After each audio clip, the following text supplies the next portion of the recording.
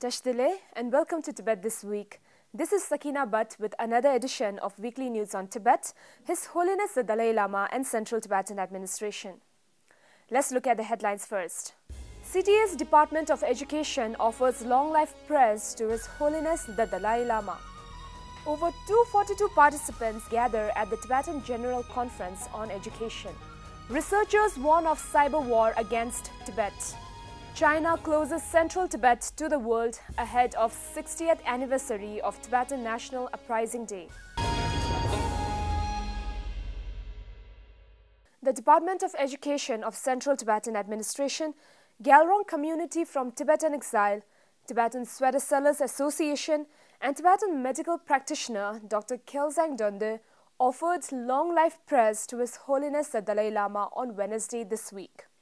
Addressing the gathering during the offering, His Holiness said that he was looking forward to taking more rest and switching to a lighter schedule in order to live long and healthy.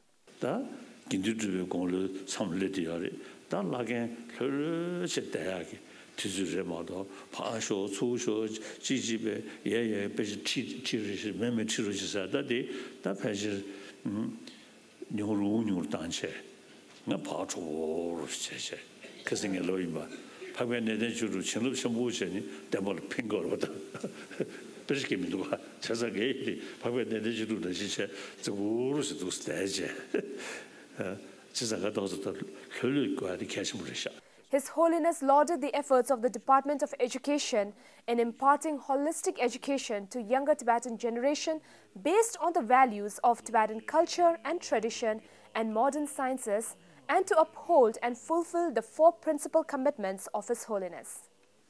Over 242 participants, including school principals, directors, teachers and counselors from 76 Tibetan schools in Nepal and India, gathered for the 7th Tibetan General Conference on Education organized by the Department of Education in Dharamshala on Saturday last week. The agenda for the three-day conference included how to enhance the caliber of principals and headmasters, ways to improve the basic education policy for Tibetans in exile, while adding secular ethics to the policy and to change the existing outlook towards vocational education in the schools and the effective implementation of the basic education policy introduced in 2004. The CTA President Dr. Lobsang Singye reaffirmed his administrator's prioritization of education and academic excellence as one of the most important components of his policies and vision of His Holiness the Dalai Lama. The General Conference on Education, held once every 5 years, is the largest gathering of teachers and school administrators on the education policy of the Tibetan exile community.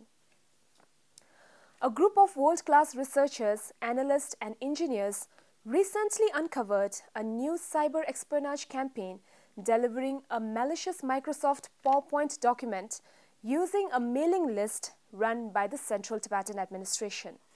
The group, Cisco Talos, says the email is targeted at pro-Tibet groups and individuals in order to distribute what has been dubbed Exile Rat, delivering an Android and Windows-based Trojan capable of stealing system and personal information, terminating or launching process, or carrying out surveillance and theft of data.